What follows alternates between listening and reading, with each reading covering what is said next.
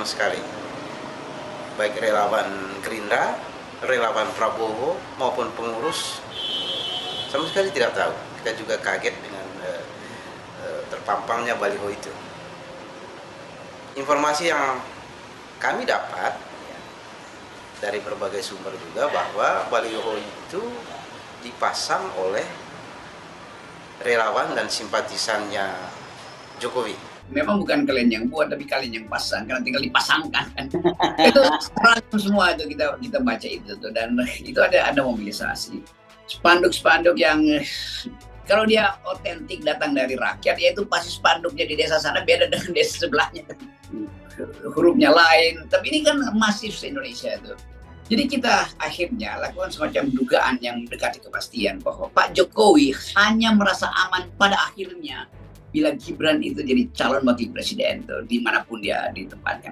Jadi tetap itu intinya yang udah kita dalilkan berminggu yang lalu bahwa Gibran itu adalah proksi terakhir dari Jokowi. Jokowi mungkin masih percaya Erick Thohir, percaya siapapun yang atau Erlangga untuk jadi wakil presiden. Tetapi pada akhirnya dia harus cari call yang paling tinggi, yaitu anaknya sendiri. Jadi itu intinya, dan kita nggak perlu lagi bersopan-sopan untuk menduga dengan cara, kan belum pasti. Ya kita bilang aja, hanya karena analisis kita mengarah pada kepastian penjaminan Pak Jokowi, maka satu-satunya penjamin adalah dari keluarga dia sendiri kan. Kan itu masuk akal kan analisis itu begitu. Walaupun nantinya dibantah, ya nggak begitu, oke silakan bantah. Tetapi kita mesti punya pegangan etis untuk mengatakan bahwa Presiden Jokowi akhirnya menjebakkan diri dia ke dalam politik dinasti itu dasarnya itu. Ada yang lain iya, yang lain dinasti iya, tapi yang lain tidak di dalam kapasitas seperti sekarang tuh.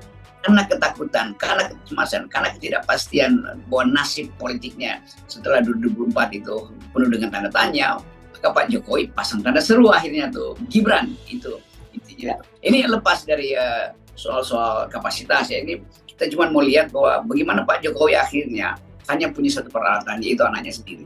Iya, itu bertahun-tahun atau berbulan-bulan ditapis oleh Pak Jokowi. Pada akhirnya mereka menyerah juga bahwa ya artinya Pak Jokowi tahu bahwa ya mereka ditapis untuk 2-3 etape aja. Di etape final tetap Gibran yang mesti diloloskan dari tapisannya.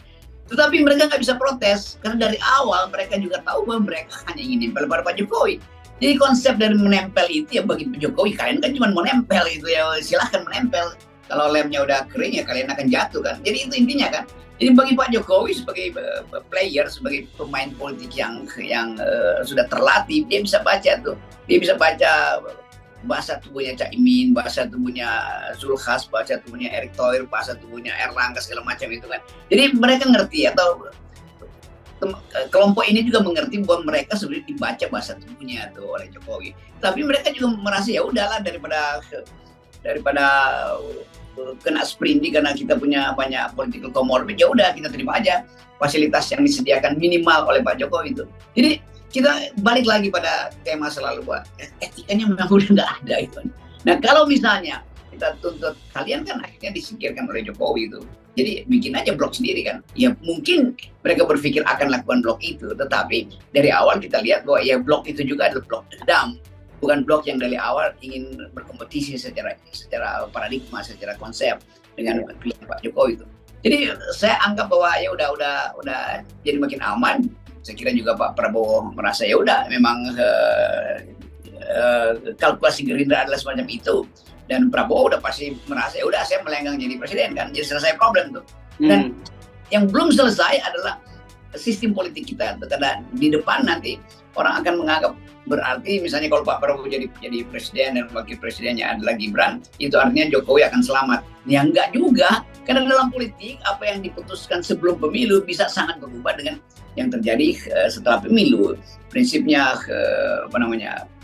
kemampuan analisis seseorang ketika dia sudah berkuasa itu lain dengan hipotesis dia sebelum dia berkuasa. Kan itu dasarnya tuh. Itu yang saya sebut tadi. Mereka semua punya komorbid dan komorbid politik. Mungkin beberapa partai menganggap oke kita ikuti aja permainan presiden, nanti di ujung tuh kita bisa tunggu di tikungan kan. Saya menganggap misalnya kalau ditanya secara gampang lah tanpa ada urusan pertimbangan etis segala macam, secara pragmatis apakah Gibran cocok dengan dengan Pak Prabowo? Yang nggak bisa, karena Gibran itu kapasitas teknokratisnya kurang. Kalau begitu siapa? Buat saya lebih layak secara teknis teknokratis adalah Erlangga untuk jadi penamping Pak Jokowi kan. Tetapi Erlangga sendiri mungkin merasa bahwa ya udah, kalau memang nggak bisa saya, itu artinya Pak Jokowi tidak percaya pada kemampuan teknokratis saya tuh. Tetapi orang akan melihat bukan kemampuan teknokratis Pak Erlangga yang nggak dia percaya, tetapi Golkar itu terlalu berbahaya juga kalau nggak bisa dipegang dari awal tuh, karena Golkar punya kemampuan manuverin juga kan. Dan satu waktu mungkin komposisi antara Prabowo dan Erlangga itu membuat blok yang nggak mungkin lagi dikontrol oleh Pak Jokowi kan.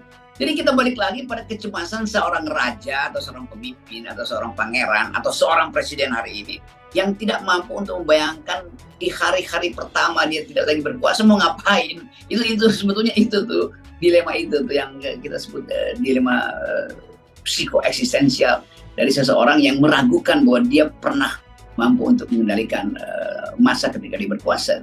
Memang semua desain dimaksudkan untuk membackup Gibran. Semua desain dimaksudkan untuk membackup KPK atau Firly. Walaupun mungkin samar-samar saya bisa mengerti, ya Pak Firly juga sebetulnya nggak menginginkan itu. Tetapi kan presiden yang menginginkan supaya perpanjangan masa jabatan KPK itu dilanjutkan demi efisiensi pengendalian KPK sendiri itu. Demikian juga pada soal Gibran tuh, mungkin juga Gibran merasa saya nggak pantas lah, tetapi yang mengendalikan dia kan adalah ayahnya yang saat ini adalah presiden tuh kan.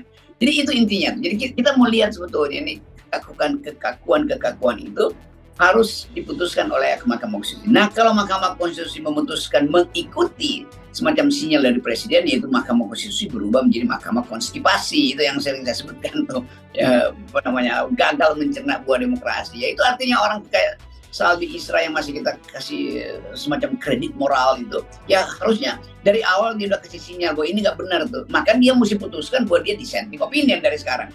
Dissenting opinion itu bisa berubah menjadi pengunduran diri dia kan. Jadi mesti dilanjutkan tuh dalam soal yang sangat fundamental, soal pencapresan atau wakil presiden ini bukan sekedar dissenting opinion yang diperlukan, tapi dissident opinion itu untuk jadi langsung jadi dissident, jadi orang yang keluar yang tidak mau adalah konsensus.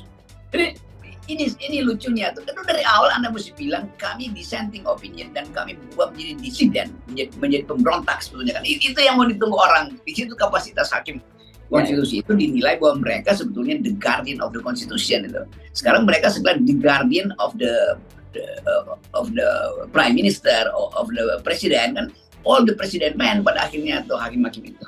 Yeah. Nah itu bedanya antisipasi Pak Harto. Pak Harto tahu bahwa oke, dia udah selesai, karena itu dia mengundurkan diri itu. Dia nggak dipecat oleh MPR, dia tahu bahwa rakyat nggak peduli lagi sama dia. Walaupun kita tahu bahwa itu kan 6 bulan atau 5 bulan sebelumnya itu elektabilitas Pak Harto itu 80-90%, dukungan pada dia itu tinggi sekali. Tetapi begitu terjadi perubahan sikap masyarakat, Pak Harto mengerti, oke saya mesti mundur gitu kan. Bukan dia paksakan kumpulin relawan dia buat bilang, saya masih 80%. Lalu pasang banner di mana-mana atau ngajak-ngajak Mahkamah Konstitusi bahwa nggak mungkin presiden itu diturunkan. Jadi Pak Harto bagaimanapun seorang yang di ujung masa pemerintahannya dia eling, dia sadar bahwa kenegarawanan dialah yang akan dihitung. Karena itu sekarang ada hak masyarakat untuk bilang ya mending zaman Pak Harto. Ya memang dibandingkan dengan zaman Jokowi mending zaman Pak Harto. Bahkan Faisal Basri atau Rizal Ramli atau saya juga sama sependapat bahwa itu korupsi di zaman Jokowi itu lebih buruk dari zaman Pak Harto sebetulnya kan. Infrastruktur di zaman Jokowi itu lebih buruk dari infrastruktur zaman Pak Harto, atau jalan bolong di mana-mana hari ini. Zaman Pak Harto itu impres itu hasil tagihan pada konglomerat itu berubah menjadi sekolah, berubah menjadi puskesmas, berubah menjadi jalan-jalan, berubah menjadi irigasi. Zaman Jokowi nggak ada tuh. Food estate segala macam, kereta cepat, tuh, infrastruktur yang basisnya hutang itu, dan beban buat generasi yang berikut itu, merampas hak generasi yang berikut untuk hidup lebih tentram karena mesti bayar hutang tuh. Jadi kalau kita bikin perbandingan memang jauh lebih buruk. Tetapi nanti orang bilang bahwa Anda ngomong begini zaman Pak Harto Anda udah hilang kepalanya. Justru karena itu kita bikin reformasi kan. Jadi kemampuan kita untuk membahas itu artinya hilang. Nah, prinsip-prinsip ini yang betul tadi bahwa dalam perbandingan ini rejim paling buruk. Nah, sekarang kita ambil kesimpulan. kecemasan Jokowi itu tidak setara dengan kecemasan Pak Harto. Pak Harto cemas, tapi dia ambil kebijakan untuk saya mundur. Jokowi cemas, tapi dia ambil kebijakan saya perpanjang masa jabatan saya. Dan mungkin saya pemilu dia tunda. SBY nggak punya kecemasan karena dia tahu memang udah selesai 2 periode. Dan bagus-bagusnya dia masih punya Partai Demokrat, dan dia mendidik kembali partai itu setelah dia lengser. Pak Gus Dur juga sangat paham bahwa iya silakan lengserin saya, tapi saya meninggalkan infrastruktur demokrasi kan. Pak Habibie juga ngerti bahwa iya saya bahkan punya kemampuan untuk masuk lagi dalam kompetisi, tapi Habibie dengan rendah hati mengatakan saya cukup, saya nggak mau ikut berkompetisi walaupun MPR memungkinkan untuk dia kendalikan waktu itu kan. Nah Jokowi ada dalam semangat terbalik tuh, arogansi, keinginan berkuasa macam-macam. Lalu masyarakat sipil yang juga datang dari LSM kritis zaman Orde Baru mengeluh-elukan beliau, maka beliau nggak punya lagi kontrol itu. Sama seperti raja yang disebut-sebut, Anda pakai baju emas, semua orang tepuk tangan, tiba-tiba anak kecil lewat, Anda telanjang loh Pak Raja, kan itu intinya kan. Jadi kemampuan kita untuk merefleksikan sejarah reformasi ini hilang karena tadi itu iming-iming jabatan, iming-iming uang segala macam itu. Jadi pemburukan itu terjadi secara sistematis dan mendasar. Kenapa? Karena Jokowi menghalangi oposisi. Dia nggak suka oposisi, dia nggak suka dikritik, itu dasarnya. Demikian update news kali ini. Jangan lupa tekan tombol like, subscribe, and comment channel kami.